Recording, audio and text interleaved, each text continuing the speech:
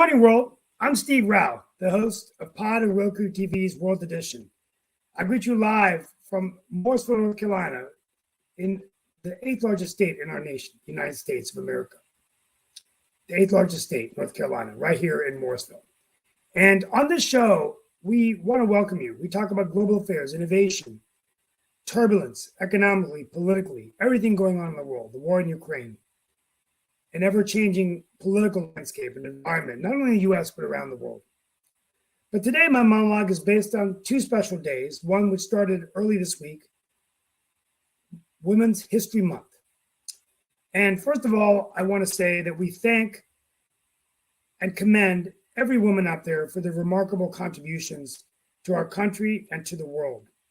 This day in the United States was started in 1987 by an act of Congress.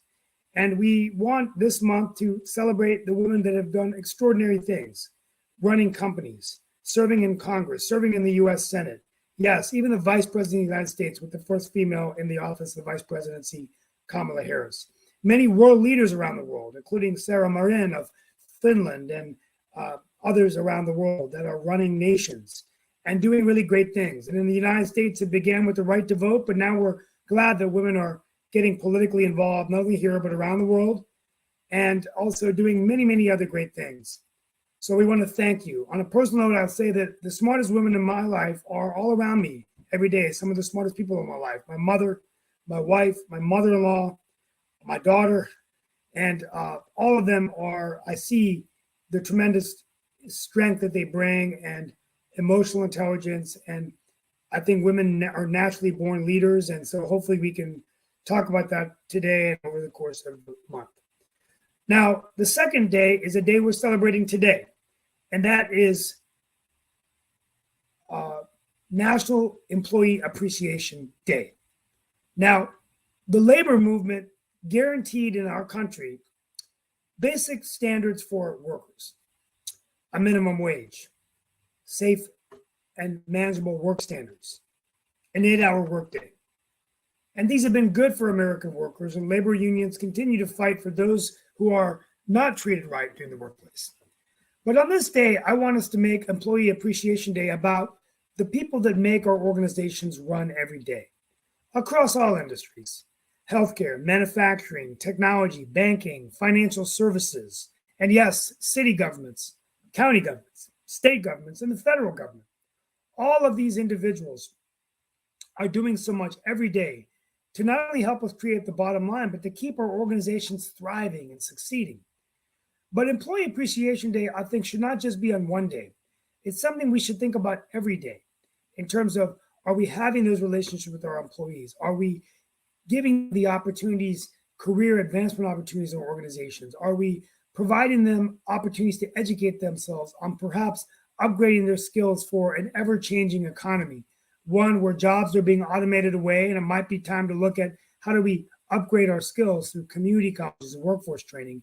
And how do we have a conversation about a changing workplace with COVID restrictions are now being lifted? Many of us are used to a hybrid model, and do we want to continue that model to empower our workers to be productive, but give them the flexibility to spend more time with their families? Today, give your employees some time off. Tell them how much you appreciate them. But we want to dedicate this show to some of these other issues I brought up. I want to introduce today Cynthia Watson, who is one of our guests, who's an expert on these issues. And we're going to bring her in to talk a little bit about employee, the workplace, maybe a little bit about Women's History Month and what it means to her. Please welcome Cynthia to the show, and then we're going to go ahead and begin. Cindy Watson, I'm sorry. So Cindy, thank you. Please come on in. Yeah. Be here. Sorry. Great. Thank you, Cindy. Welcome. If you could explain to the group your organization and a little bit about what you do in your background and some of your insights you want to share with us today would be appreciated. Let's get started. Yeah, you bet. I wear a couple of hats, I guess, for the purposes of today's discussion. I'm kind of perfectly suited because I've been a social justice and labor attorney for over 30 years. So my firm was Watson Labor Lawyers, and I've just merged recently with a partner. So we're Watson Palmer Law now. So definitely I'm very passionate about speaking about issues of employment. I also set up a Epic Workplace Experts, particularly sort of post-COVID. There's been such a profound shift. So we go out and help employers, frankly, do a lot of consulting work about how to attract and retain top employees in this very different culture. But about 5 years ago now, I founded Women on Purpose. I saw that we had come to really define success based on a very sort of more competitive, dare I say, masculine model, and started believing that that was one of the reasons the world was so out of balance, because both men and women started seeing their feminine as a liability. We've all got masculine and feminine qualities. So I just recently wrote a book called The Art of Feminine Negotiation: How to Get What You Want from the Boardroom to the Bedroom, trying to elevate people's awareness about how all of life is a negotiation. And let's get more intentional about how we show up in those relationships, maybe coming from a more collaborative model. So that's a little bit about me. So hopefully I can add some insights for your audience. Okay, just tell me a little about, we'll start with Women's History Month. And, I'm just there's so much we could talk about, but just your perspective of Women's History Month. And I tried in my monologue to sum it up in less than 3 minutes, but so many great game-changing women, from the right to vote to females that have run countries, to driving companies like Indra Nooyi, who ran Pepsi Cola. There's a lot of women that are doing much better in science and engineering and math, but we still have to do our work there. But tell us a little bit about your perspective of Women's History Month as we then go into Employee Appreciation Day. Yeah, I loved your monologue, by the way. So I think we're definitely on the same page in terms of our ideology. I think the thing I'd like to speak to most about sort of Women's History Month is recognizing the importance of healing unconscious gender bias and what role that it has. Because, the Me Too movement really launched increased awareness, I think, about overt sexism and gender bias. But the next frontier is really tackling those more insidious and arguably more dangerous unconscious gender biases that still plague our psyches, if you will, and recognizing that, we saw it as recently as with Don Lemon, for example, right? Saying that Haley's not in her prime at 50 years old. Apparently, we've got a really early best before date. Who knew? And so I think people, when they think of unconscious gender bias, always just think about sort of bias by men against women. But in fact, the biases run so deep, we're so deeply conditioned that it's women against women, even women against themselves. And one of the studies that I certainly found the most shocking and, would love to share is young women writing their SAT exams. They've done this variations of this study. And when they were asked to identify their gender in advance of writing the test, half the control group were asked to identify their gender, the other half not.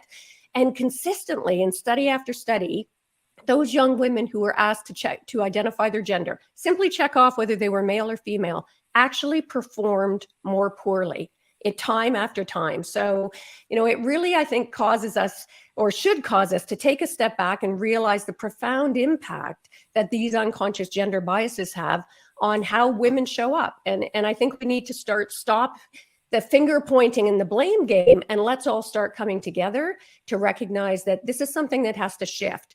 We have to stop seeing feminine traits as a liability. And that applies both for men and women. I mean, you layer on the conditioning bias. They've done similar studies for young boys about men. Here's a man box. Tell us what qualities go in. And young boys still today talk about, toughness, not crying, all of the strong. So we really have to start shifting our perceived Yes, gender absolutely. And over the course of the month, we're going to bring you back on if you want, but we're going to be talking about game-changing women. And I'm going to start a listening tour tomorrow where I do small business as a city councilman, but we're going to talk about kind of women-run companies and kind of like women-owned businesses. So, but I think there's so many women we could celebrate, but we're going to do that this month. Let's talk a little bit about Employee Appreciation Day. So, we want to be, I mentioned city and state and federal employees because there's so much work that goes behind the scenes, but across all industries, the employees are really the lifeline. And I think during a labor shortage, it's getting harder to keep workers because of, people can leave for higher pay, at least in the tech sector that I'm in. But tell us a little bit about like other things that we should be thinking about on this day beyond just what I said about, taking them out to lunch and, doing something nice today. But what should we be thinking long-term about a rewarding workplace, one that's making employees feel valued? Yeah, I love that question. And I think it's super timely right now because sort of post-COVID, there has been a seismic shift, right? Some people are calling it the Great Resignation. I prefer to call it the Great Reset. I think there's an incredible opportunity here for employers who are willing to be progressive and change the traditional way of doing things, get away from that straight profit-driven where we see employees as cogs in the wheel. I think employers who are really going to succeed and be able to dominate are those employers who are going to come forward and get really intentional, about their hiring practices, avoiding some of those biases we just talked about, whether gender bias, unconscious race bias, get more intentional about your onboarding process, make people feel purpose-driven, excited to be a part of your organization, whatever it is, whether you're making widgets or whether you're, creating the next nuclear fission projects. I mean, make people feel valuable. Get really intentional about resources for your employees. Have wellness programs that you bring in. Get more intentional about flexibility in the workplace. Post-COVID, employees desperately want more flexibility around their hours of work, around some of the assignments that they do, about where they work, frankly, whether they're going to be working virtually or in an office or physical bricks and mortar or somewhere in between, but really promote, I would say in summary, promote a purpose-driven workplace, allow employees to work in their zone of genius at whatever level that means for them. Be intentional about diversity. And, I go in and speak a lot to organizations about burnout avoidance strategies, be thinking about childcare, because I'll tell you, if you're not, you're going to go the way of the dodo bird, because employees post-COVID are really valuing, we used to pay lip service to work-life balance, but now it is top of mind for most employees. Right. Fantastic. We're going to bring on a panel. I mean, the final thing I'll share with you, I think, rewarding, the workplace, I think is important in terms of the, hybrid models, how you keep them rewarded. Career tracks. I see our town manager doing that well in Morrisville. She's the first female manager, does a really, really great job giving people a track, rewarding their education, different things you can do to keep them satisfied so that they're giving you their best and empowering them to succeed. So we're going to talk about that when we bring on a panel. The final thing I'll say that, and I know if you're men out there, you're going to have a hard time hearing this, but first thing, Kevin O'Leary, I met one of the Sharks a couple of years ago. I introduced him in Cary, and he basically said that most times if you had to pick between a man and a woman run company, he would focus on the women because women manage tasks better because they had to manage raising a family and having careers. And he feels like they're a lot better with time management than a lot of the male entrepreneurs that he invests in, and that they're better and carrying through on their promises, which made a lot of women successful. On a personal note, I've actually noticed in my career that the best managers I've had are actually female managers. What I notice a lot of times about male managers, and right now I have I'm a partner in a firm and I have my own clients. Sometimes the male-run CEOs are very kind of like put myself up on a pedestal, and they're never kind of like swimming in the boat with you. So it's always like, well, you better do this, or we're going to cut the cord, or we're going to do this, or we're going to go to the board and cut your fee or pay or job or whatever, right? Whereas when I've had female managers, what I found them to be more nurturing. So they say, look, my job is to make you successful, giving you that information and that way. And so I've had those experiences, and maybe I'm generalizing, but I see a difference in female managers and their style than a lot of male managers out there. And that's just food for thought.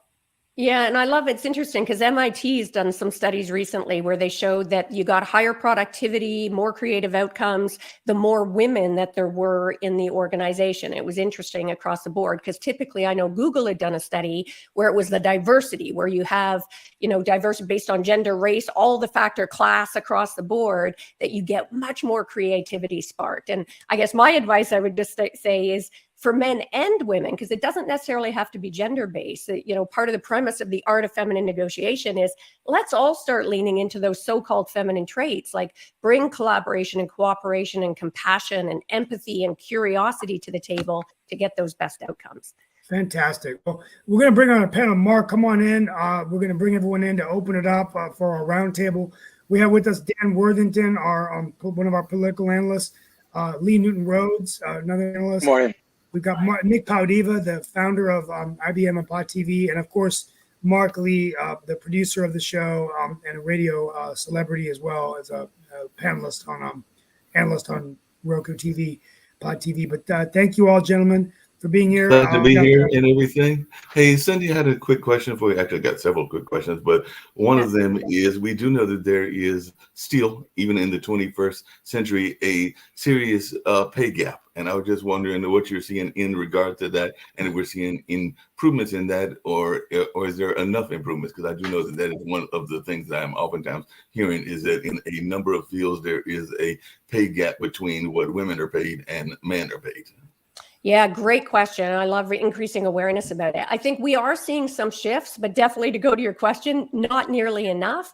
And also it's being discriminatorily applied. Like certainly we're starting to see some shifts. You know, women still make less than men. White women make more though than women of color, and both of those make more than women with disabilities, et cetera. So we're seeing this sort of range. And that's got to shift. I mean, in this day and age, and tied to that, the other area where we're really seeing gaps are in access to finance as well. I mean, most of the venture finance that's available out there, venture capital, I think it's like 2% of the capital that is out there is going to women still today. And interestingly, like Forbes was celebrating about the increase. And I'm like, perhaps we want to quell the celebratory fervor around it when these numbers are still so low. So great question. No, and another thing I was curious about is I've been fortunate enough to have a lot of women bosses, as definitely Steve was referring to as well. And a lot of the spaces that I'm in is in the media. And of course, one of our co-founders who's not here because Nick is here, but Kim Calhoun is a co-founder. But also I've done a lot of work in the arts and the arts fields. And I do know that in the nonprofit world, there seems to be a quicker ability or a quicker acceptance of women bosses and women leaders than there are in some of the other fields. But I'm just wondering if that is an observation that you have noticed as well, and why you think that that may be. Because like I said, whether it was the Durham Arts Council or whether it was the Hayti Heritage Center, which is an African-American cultural arts center, I think, I've had several bosses that have definitely been in the women's space. As a matter of fact, both of those organizations are now run by women and all in that way, whether it's Angela Lee, no relation over at Hayti, or whether over at the Arts Council. Yeah.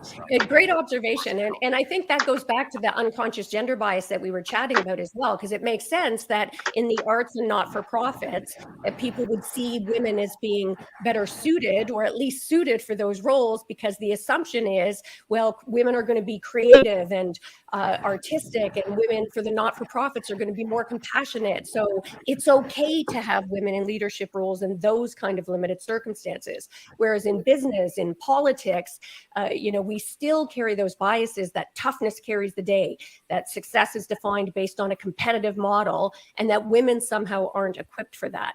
And again, it's when we're ascribing qualities based on gender rather than recognizing that we all have masculine and feminine energy and those leadership qualities. And I think we shifted that in COVID for the first time. So I'll be interested to see how this plays out, because a lot of people were saying that countries who had female leaders actually fared better during COVID. And we don't have to get in the muck of whether that's true or not. But at the very least, I think the value of feminine stock for leadership, more traditional leadership in the business world and the political world, are being recognized. So let's hope we start to see that play out. But I think it'll take some time. One last question, then I'm going to open it up to the other folks as well, because I'm sure they've got all kinds of questions. But sometimes on our show, we have talked about the importance of role models. Sometimes people get on my case, including one that's not here right now and everything. But how important do you think it is to have those kind of role model spaces at, whether it's on a women's side or an African-American side or a number of other sides? Because I do know that we have had some guests that have prided themselves on the general nature of who they are, whether that's American or whether that's whatever, versus their gender or their ethnicity, and all in that space. But I can say that as a Durhamite, meaning Durham, North Carolina, I am very proud to say that we have our first African-American women elected mayor. We also had another woman that was mayor sometimes back and everything, but Elaine O'Neill is the mayor here in Durham and seems to be doing a very effective job tackling some very tough issues, including issues around gun violence and around gangs and around housing and a number of other issues as well. But I just wanted your take on the importance of these kind of role models, whether it's on gender orientation or ethnic side. Yeah, I think again, love the insight on it. And I think it is absolutely critical to have those role models. If you see it, you can be it. And, we're Oh, starting to God. see an increase. Like Gina Davis, I don't know if you've seen the work that she's done on the media. You'd mentioned the media, and it was shocking the lack of representation for women and for persons of color, frankly. And everything was dominated, not only for speaking roles, but even extras. The ratio was like 10-1 in both of those categories. And also, I think with Black Lives Matter, we're seeing a much more increased awareness. We're starting to see more movies and TV shows where we have role models, and also even just visibility, frankly. I mean, for a long time, we didn't even have visibility, let alone have people in leadership positions with role models. So I think it's critical for that younger generation come to be able to see those models and aspire to it and recognize that it is possible. Yes, I know I said that was absolutely. the last question, but I do have one We're more. going to That's open it not up. We about also have women. Sasha Starr from Ukraine. In the last 30 minutes, we're going to have him talk about Ukraine, and we talk Oh, about other yes. stuff. But any other? Let's continue our discussion here, guys. Yeah, definitely. And the question I had, it wasn't about so much women, but you kind of alluded to it. And I know me and Steve have talked about it, but where do you see the great reset going and everything? Because I know a lot of people are doing remote work, and a lot of my job, not just here on Pod TV, but also I work for a testing company, is very much remotely based. And I don't think that they're rushing to get us back to the office. Yeah. And I've heard some people that are talking about 4-day weeks. There are some companies that are trying to get their employees back to the office, the traditional office, and getting some pushback. And I also know that even from a economic standpoint, there are some people that are concerned that we may have empty buildings sitting out there, even though there are some people that have some innovative solutions, including solutions around housing for those empty buildings. But I was just wondering your take on where the workforce is going to be going, say, in the next 5 to 10 years as we get further and further out of the COVID pandemic. Yeah, and I think people assume this is just a temporary sort of glitch and things will go back to normal. And by that, they mean the old norm. And I don't think that's the case. I think 100 years from now, we're going to look back and see this as one of those major shifts, economic shifts, kind of like the introduction of agriculture, right? As opposed to sort of farm-based. I think people are leaving traditional work models in droves. And I don't think we're going to see the comeback to the bricks and mortar kind of businesses. I mean, there's been such a profound move to be doing things online. A lot of people have left traditional businesses to start online businesses.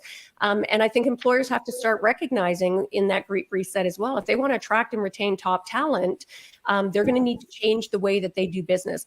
And just quickly on the 4-day work week, the one caution that I would throw out there, I think, yes, we want to be allowing people more access to lifestyle, but not at the cost of, like, typically if people reduce to a 4-day work week, they're going to be deemed likely part-time employees and be losing benefits and access to the kind of security. So we don't want to have the lowest common denominator become the new norm going forward in terms of income, cost of living, and quality of life for people. So we got to find that balance somehow if we're going to make this work and move forward rather than backward. Yeah, I'm going to turn it over to others right now. But Sasha, by the way, Miss Watson is a fellow Canadian as of now because she is from the Toronto area. So I just want to let you know that I did invite a fellow Canadian to come and give us some insights as well. So just wanted to let you know that and open it up to other questions that folks may have. I have a question. If I can go first. First of all, thank you for coming. You said something interesting before about women when they're asked to check the box for gender. Martin Luther King said we should, go to a meritocracy as opposed to looking at people on a racial lens. Maybe it's time to stop looking on a gender lens and just make gender irrelevant and just judge people for what they are and get rid of this male, female, whatever. Am I wrong on that? No, I love that insight. And I actually think we're moving that way. And I really agonize myself with my book, whether to call it The Art of Feminine Negotiation, because that seemed to be doubling down. And I'm constantly having to explain this isn't gender-based. We all have masculine and feminine energy. Right.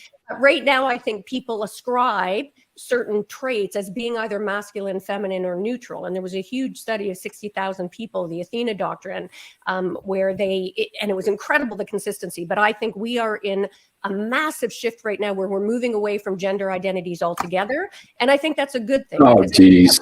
Take care of much of the unconscious gender biases that we're seeing. I'm hearing some pushback. Okay, I've had enough.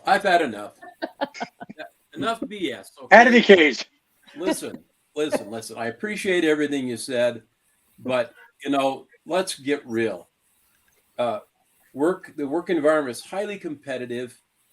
It doesn't. it doesn't really matter where you're a man and woman. It's going to be highly competitive. I'm a lawyer also. I mean, I understand all the situations that you're talking about, and I appreciate them. My violin plays so much on all the agendas you're trying to promote, but it's not real. We can't afford to pay for the system we've got, let alone letting all these lazy employees work 3 or 4 jobs at home because they're gaming the system, because that's what's happening right now. And and so, well, the employers aren't loyal to us, so we don't need to be loyal to them. And I get teary-eyed, and I'm also, I'm over 65 now, and so I have a way to look back at all this junk, right? Men and women are different, and it's a good thing they are, right? And men and women have different strengths. It doesn't mean that a woman or man can be more effective in any particular role. It depends on the type of role and the type of relationship and culture of the company. And yes, I see a cultural shift, and that's good, right? But it isn't good to wussify and to demonize the men of the world. Because okay, let me address that. I totally agree with you. Wait a second, I'm not done. Fair enough. Our boys are being marginalized. They're not performing as well as they used to. It's all because of this feministic bullshit that's been shoved down their throats to make them seem like they're less than they are. And that is dangerous to our society, because whether you believe it or not, the armed forces are predominantly male. They have to defend our country. They have to be brave. They have to be true. They have to be strong. They're not all a bunch of wussy bisexual or transsexual people. That does not work in the real world.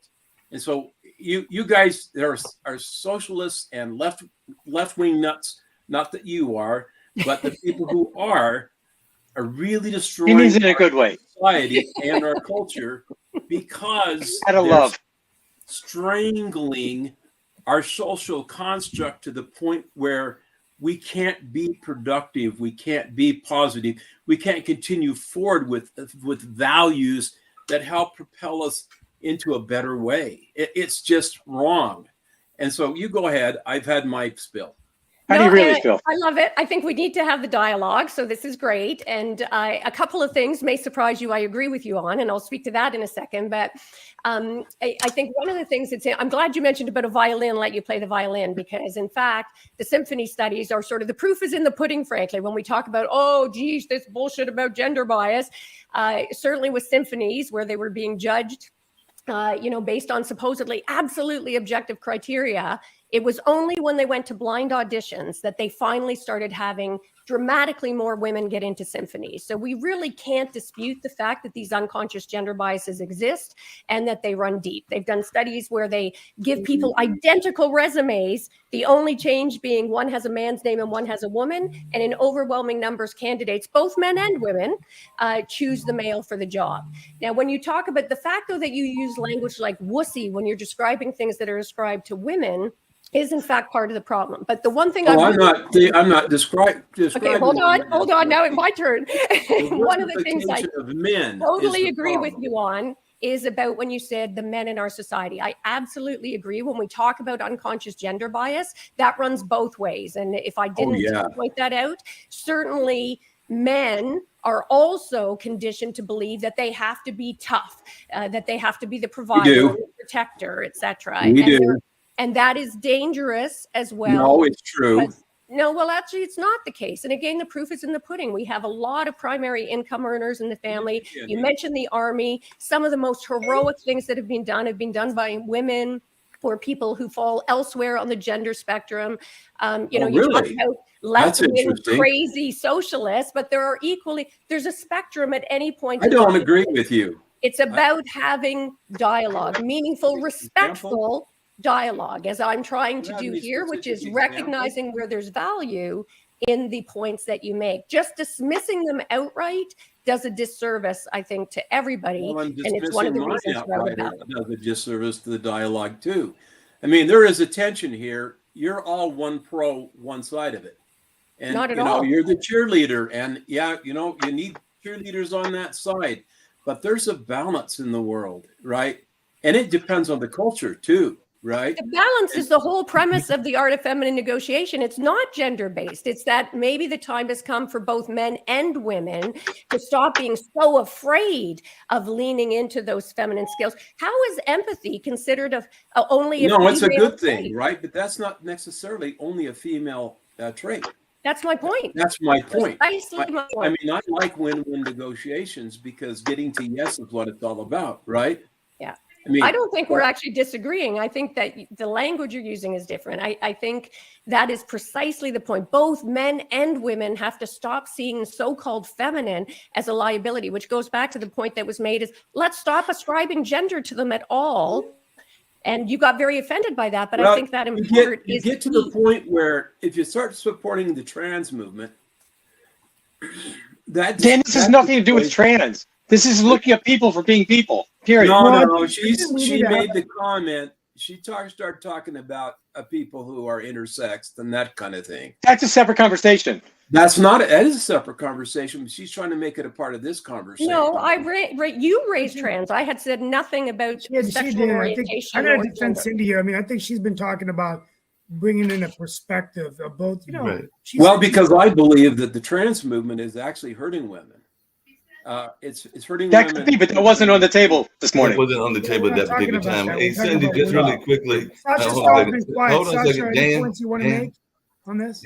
No, I had a question really quickly for Cindy and everything. And exactly to Dan's point and everything, but how important do you think it is? And I'm not saying that we need to have a all-women army, even though Women King was a good movie and everything, but how important do you think it is It would to make have a good movie. A little plug there. and some Like roles mud that are wrestling, right? opposite of the stereotypical roles and everything, whether that's on more men in nursing or whether that's more women in engineering, which can be seen as a male-dominated field and everything. So, how important do you think it is to have some shifts in some of the stereotypical jobs and all in that way? Yeah, I love it personally. I think it's those kind of shifts that we're seeing are going to break the myths.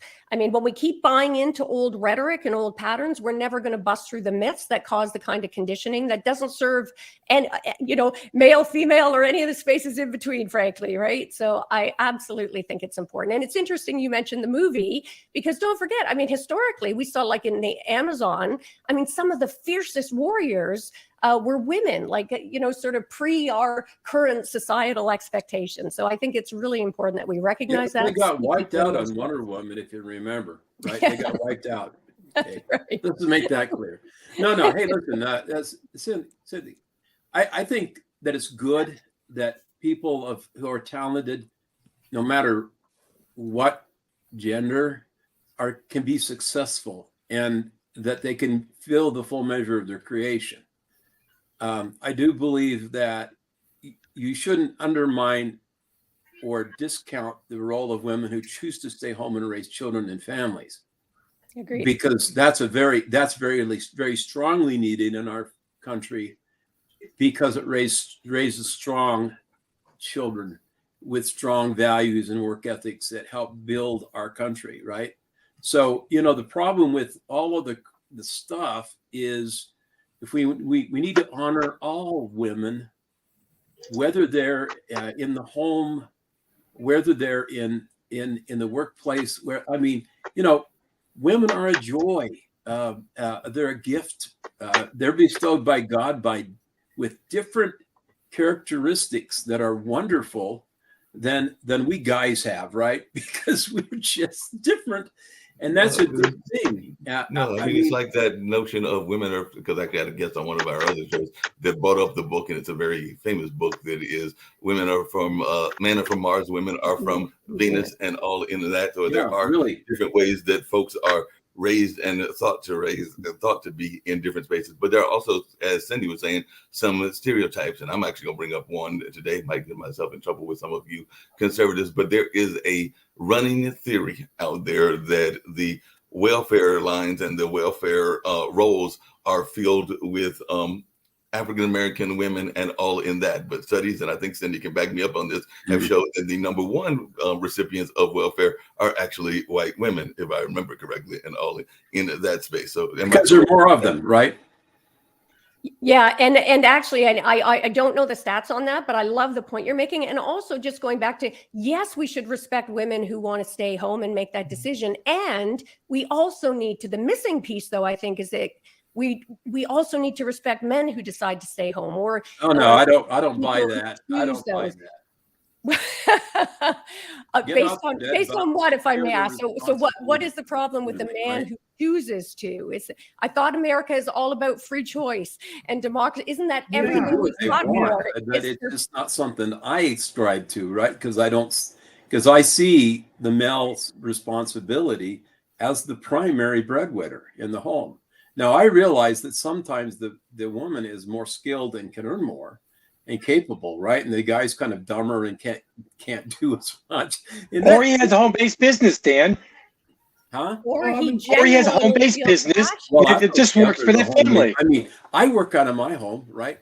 But Dan, what do you say to the women? And there are some women out there, and I'm gonna bring it up because I've got some friends that are in this space that are very fluent, very successful, and they actually feel that they are stereotyped in their roles as being overtly assertive, overtly aggressive. Sometimes there are even words that are used that are not nice words for those people. Hillary And Clinton sometimes was they have to described even yes, I know. wind up going to a different pool. And I'm not knocking blue collar workers. We're talking about Employee Appreciation Week as well. But sometimes they go to a different pool because they feel that they are not respected as women leaders, even in because the book deals with both the boardroom and the bedroom. If I remember Cindy and everything.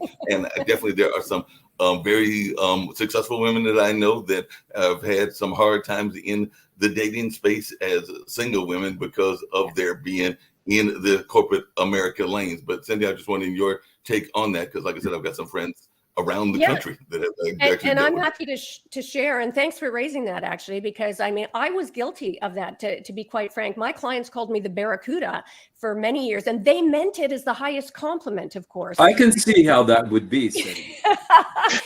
Dan, what do they call you?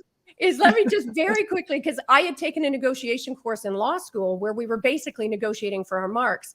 And I didn't realize it at the time, but from then I was negotiating pre-law, the practice of law, getting in the business world. I was bringing that so-called feminine energy. It was all about rapport build.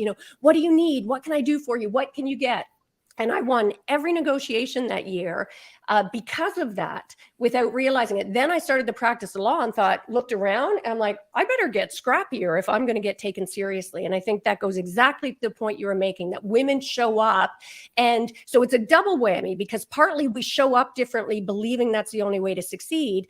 And even when we act in the same way that our male counterparts are, we get characterized as being angry and bitchy and controlling. And in fact, they've done a study of a boardroom table. They take a picture where all the same people, but in one picture, it's a man sitting at the head of the boardroom table. In another, it's a woman sitting at the boardroom table. And they ask participants to describe the person sitting at the head of the boardroom table. 3 guesses what happens. The man gets described by both men and women as being a leader, charismatic, strong, based on the photo. And the woman in the same photo, when she sits at the head of the table, is described as bossy, controlling, inappropriate. So clearly a lot of bias that women in positions have to overcome.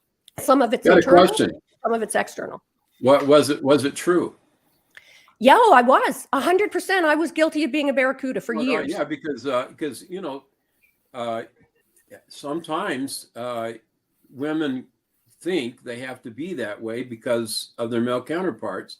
Yeah. When it doesn't serve themselves or anyone else. Yeah. Right. But interesting point, because I was, yes, I acknowledge I was being a Barracuda, but no more so than the male lawyers I was dealing with. But they didn't get those monikers. Hey, Cindy, and then I do want to get to Sasha and what's going on in definitely in Ukraine and everything. And I know we got his show coming up at 11 as well. But me and Lee have had some interesting conversations around the racism aspect of things.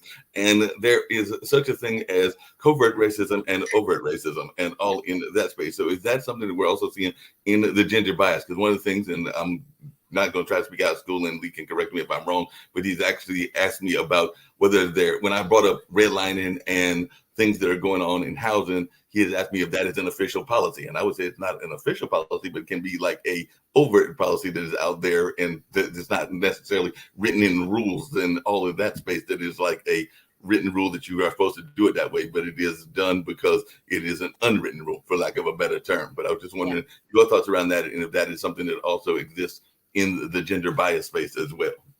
Yeah, and I think on Tula, I'd actually go further. I think, I talk a lot about unconscious gender bias, where race is definitely an issue because, as I say, that disparity is even higher for women of color. But it even beyond sort of just unconscious gender bias, I think we have a lot of unconscious racial bias that is playing out every day in a myriad of ways. And we're raising awareness. It's the overt bias, at least you can deal with it. It's those unconscious biases that I think in some ways are actually more dangerous because they're insidious and they undercut sort of the fabric of all of the decisions that we make without people being raised. So I love that you guys love the show, love that you guys are having these kind of discussions, because that, I believe, is where the future is going to shift. We're seeing such a polarization today globally, frankly. We need to be having these discussions. Yeah. I'm not familiar with the term unconscious bias. Can you define that for me? And how do you deal with something if it's unconscious? Yeah, no, Well, great. when you get drunk and you can't think, right? And then you're unconscious. yeah. bias, If only no it were matter- so simple. The unconscious bias is, they refer to that when it talks, like when we're, some people would recognize that they have, strong feelings against women or strong feelings against people based on their race. And they make statements that are blatantly sexist or racist. That's the kind of overt discrimination that you see. That's conscious. Right. And that's conscious. The We're called unconscious redneck. arises from when we have Redneck. deep-seated conditioning. And we've had generational conditioning, both on issues of race and gender, for so long that it's those unconscious biases that would cause a young woman to perform more poorly when she checks off. It's not like she's saying, oh, they made me say I'm a woman, I better go in and underperform. She's not even aware that she's underperforming. They're not even aware we're making decisions showing up differently. And that's why it's so insidious. And to answer your question, how do we shift it? It's by having discussions like this. Let's just start raising awareness. So let's start not just digging into our old position, but let's be open to listening to alternative positions, seeking to truly understand the needs of other people, the positions of other people, so we can start having the dialogues and shift away from these unconscious biases, get them up to the surface, and then we can deal with them and people can choose, oh, I don't like that about myself, let me brush that away, or not, but at least it's overt and it's easier to deal with. I don't know if that's Lee, along those same lines, a conversation that I've seen several people having in different ethnic groups is a notion, and I think that it is one of those conscious and unconscious biases, is around generational wealth. You've heard a lot of people talking about generational wealth in different communities. I can't relate to that, Mark. Sorry. Got the wrong family here.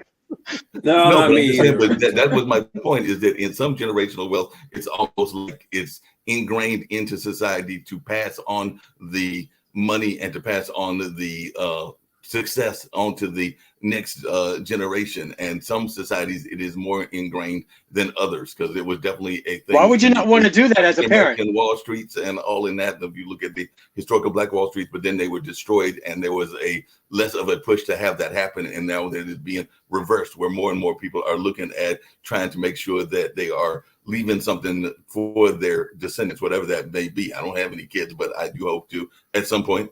If Nick lets me run this whole, Mark, do you need my address? I can pass this over to my nephews take it. and everything. But we got to get past Nick's family first, because they are the owners, not me. We're the trust babies, right? I mean, they had the. I mean, I'm kidding. No, I'm not.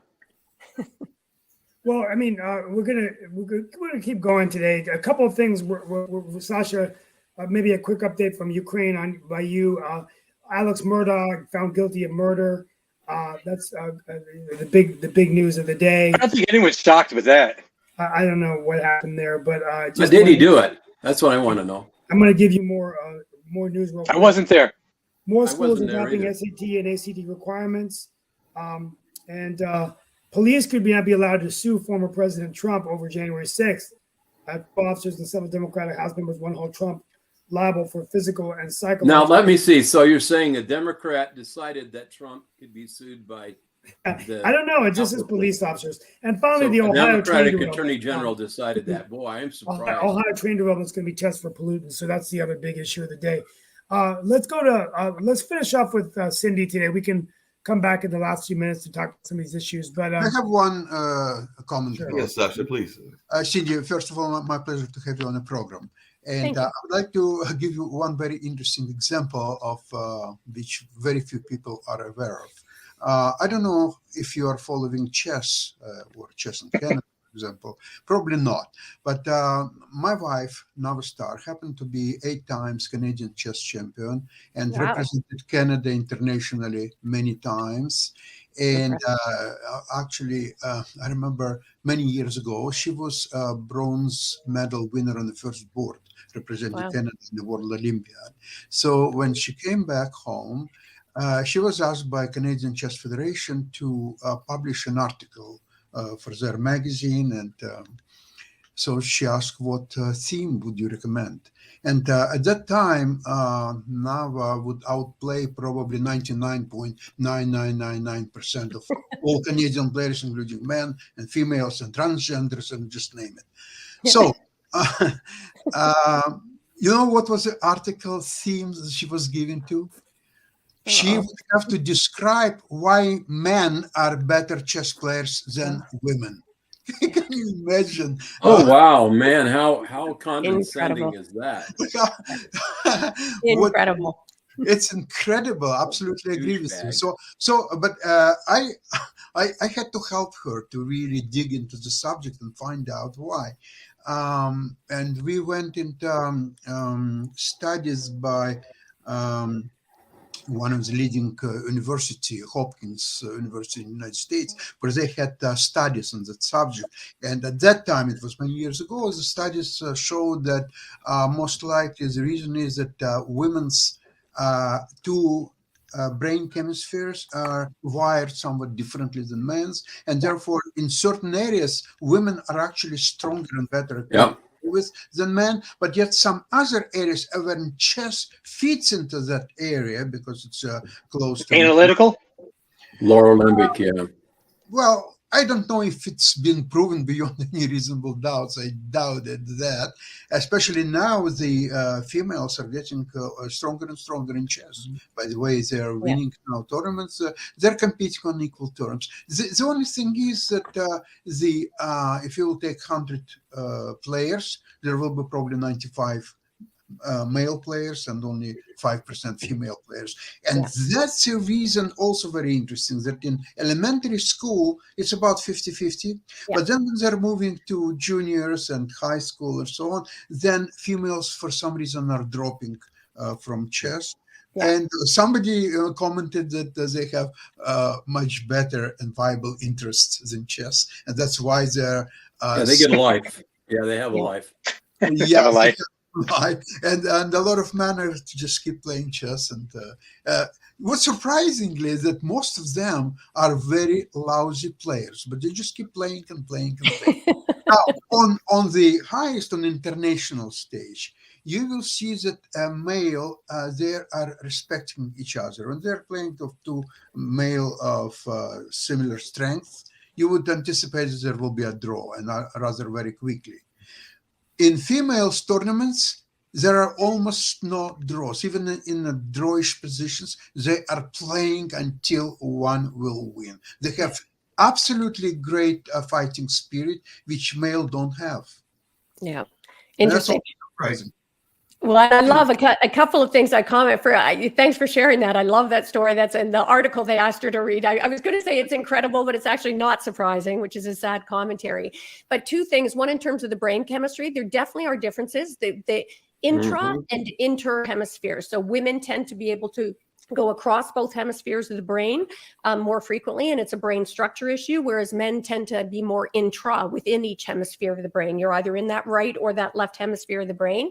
So there may well be some connection with chess. I'm a terrible chess player. My Queen's Gambit is the closest I come to knowing about chess. But I think it's a combination, actually, Sasha, where you've got that intra versus inter. But a lot of it, I do believe, goes back to that conditioning, because I talked about that SAT study, and one other study they did is on the choices that women make, and in STEM, that science, technology, engineering, and math, which would explain some of that kind of chess thinking and your your point about the elementary versus later women dropping out.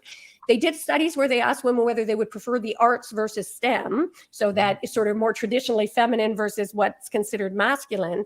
And unbeknownst to the participants, half the control group were being flashed subliminal images that would be considered feminine, the color pink, lipstick, Barbies, whatever.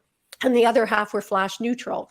And the ones who had the neutral subliminal messaging picked the STEM in much larger numbers than women who were flash subliminal feminine messages. They picked arts in overwhelming numbers. So it appears the choices we make are also affected by this deep conditioning about bias. So I love the chess story on so many levels. So thanks for sharing that. Hey, Cindy, Yeah. just really quickly, there has been some women's sports organizations that have done quite well. We know that the WNBA is doing quite well, and all in that space, not nearly as well as the NBA. But there have also been some pushes to have, to one of Dan's point, women in what would be considered traditional male sports. I know that there are at least a few women that are playing football that might be as kickers or a number of other kind of smaller positions. And I think there have even been some women that have tried out and made it on hockey teams. But I was just wondering your thoughts around some of this shift Why? in sports lanes and all in that space. Why would you want to play hockey? Because, well, why would men want to play hockey? Like, I mean, that's, Yeah, I know it's that's the stupid. It's sort of point, like right? sort of like joining the Marines. Why? No, but I mean, it's the answer is the same for both. So I love your question. And yes, I think it goes back to the question you'd asked me about the shifts in the career choices. I mean, playing professional sports or even at the level in high school. I mean, that we're seeing that Cindy? there, I think it's healthy. Yeah, I understand why women would want to play hockey, but the question is, why would women want to play hockey with men who are so much bigger, faster, and stronger? That I don't get. Yeah, you get hurt. It's very dangerous. No, yeah, it is I very dangerous. and it'll be interesting to see how that plays out, frankly. Although interestingly, No the pun younger intended. girls, we are seeing a lot of young girls playing in co-ed leagues, and surprising, because I'll be honest, and it shows my own bias. I thought the same thing you just said, like, oh my gosh, they're going to get killed out there. We're also seeing a lot of young girls getting severely injured when you bring men competing with women in like boxing and MMA and sports like that. Yeah. Right. Yeah, I mean, some are holding their own, but I think there's no question there are sophisticated Very few. differences. And Very I few, agree. yeah. And to me, the bigger issue is about the compensation. And Don Lemon, who's got himself in trouble again, if you recall, he was the one who had commented And they're about still watching paying him, female right? sports is not. But there's a reason for that difference. So, There's a reason difference in compensation. It's based on advertising. Where are the eyeballs? Who's paying for this? Right. yeah, although doesn't that go back to the conditioning, right? If we made it more Corruption. interesting, and we didn't see it as being the conditioning is that it's less interesting. In the same way that women will read books written by both male or female authors, men are significantly less likely to read a book written by a woman. So again, how Really? much of That's this is interesting. unconscious biasing? Who knows? No, We'll see. and speaking of conditioning and bias, and then we got to go to Harry Steve's Potter subject, was one of the everything. most famous series. Going with the Wind. These are all women writers. Why would someone care about that? Maybe I missed I don't know. care. I didn't get the I don't know, memo. but one of the things that I've been finding lately, and that is surprising, I don't know how it is in Canada, but there were certain products that you could not advertise, whether that was cigarettes, and definitely there's not, we still got beer ads. but Alcohol. I've seen a lot of things that are women-oriented products, including some contraception kind of products that are advertised in the middle of the day. I was actually watching one yesterday, and that has actually surprised me. So I don't know if Cindy's got any thoughts around that, but that actually surprised me when I was looking at that, and that is definitely something that we are seeing. Before Cindy answers, Mark, you should know they put those products in male bathrooms now. So there's not necessarily women products. Yeah, interesting. Yeah. That's because some men go, never mind, I won't explain. Menstruate. There we go. Well, I hadn't noticed that trend, but I will pay attention. we got a few more minutes, but we really want to thank Cindy for being with us today. Hopefully you can come back. We want to bring in more female perspectives, both as analysts and some of these issues that we talk about. I think, we want to continue to have these discussions. And as we continue Women's History Month, any ideas, Cindy, that you have of other women that we can interview and talk to would be wonderful. I'm going to begin my small business tour tomorrow, where I'm going to go out to women-owned businesses and talk to them around the area in North Carolina. But, thank you for being with us today. Any final insights? We're going to close out in a few minutes and come back on Monday to talk about some of the things I talked about, particularly the Murdaugh trial and other things going on politically.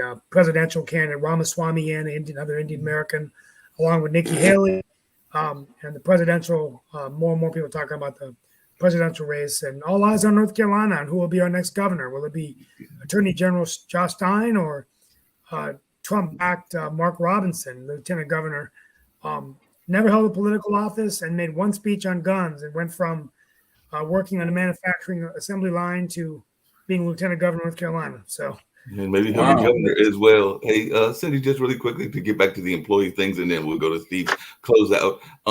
Are we seeing that continued trend of companies that are in the physical companies doing the efforts to have that work-life balance, whether that's childcare on site, whether that's exercise programs on site, or some of those other things to make sure that people are having that work-life balance? And I am a big fan of the work-life balance, but are we seeing enough corporations doing that work? Because I know that was a trend before the pandemic, but I don't know if it's still a trend as much now. Yeah, great question. I think the employers that are not doing that, who have not made that shift, are struggling to survive right now. I think that the ones who are really getting intentional about bringing in wellness and flexibility and all of those factors are not only surviving, but they're thriving. So I do see that as the wave of the future. And I hope that trend continues and that we remember some of the lessons that we've learned from the pandemic and the reaction to the pandemic. No, I appreciate it. Steve, you ready to toss it over to you? We got about the 57-minute mark. Well, first of all, I want to thank everyone for being with us today. My closeout is on an amazing event that I attended. First of all, I want to wish everyone a happy Employee Appreciation Day and a Women's History Month. Next Tuesday, I think Wednesday, is International Women's Day, so we're going to talk about that. And but I attended an event hosted by Wake Tech Community College, and it was called Ignite, and it was a celebration and a fundraiser for our community college here. And the theme was the fact that you're running a race in the game of life, and that how many people who are unable to go to college can actually go through the community college system and get really, really great jobs. The president, Scott Rawls, actually made a statement. Wake County runs on Wake Tech, and the theme was track and playing Rocky music and kind of having these individuals that had gone through challenging times, but were able to stay on track through their community college. And very inspiring stories. Olympic medalist Randolph Ross actually came and delivered some remarks, and everybody got a medal at the end of the conference, just as a good token of appreciation for all those that fund the community college. But it really got me thinking about the role of community colleges in our educational system and what it's going to mean in terms of retraining and reskilling our workforce. So hopefully we can bring in Scott Rawls, the president of Wake Tech, to talk about that in a few weeks. But it was a very interesting conversation, and one that was very emotional when you heard some of these personal stories from folks that had gone through challenging times, but then are holding a community college degree. And many of them are going on to UNC, NC State, and other colleges around the country. So we could talk about that as education continues to get more expensive, and we talk about student debt relief and all the things going on with the Supreme Court. Where does the community college system in the U.S., what role does it play? And will it become part of more mainstream to give folks the ability to reinvent themselves, even late in their careers, to get back into that workforce with skills that are in demand? So that's going to be one of the things we're going to talk about next month. But thank you all so much for being with us. Be safe wherever you are, and have a wonderful weekend. And we'll be talking to you all very soon. It's been a pleasure having Cindy Watson on the show as our main guest. Thank you so much. Appreciate you, Cindy. And hopefully, as several of the folks said, we hope that you will make a return appearance as well, because definitely we enjoyed the comment, a little bit of tit and tat between you and Ann, but you still held your own. And he's actually a dean or a former dean at one of those schools over there in the western side of the East Coast, and all in that space over there around you. Back Central, actually. Okay, nice. Well, thanks for having me. It was a lot of fun. I really enjoyed it. Happy to come back. Yeah. Thank you, folks. Take care. Bye-bye. Mark, send me that live link. I didn't get it today. All right, I'll do that. Email it to me. Yep.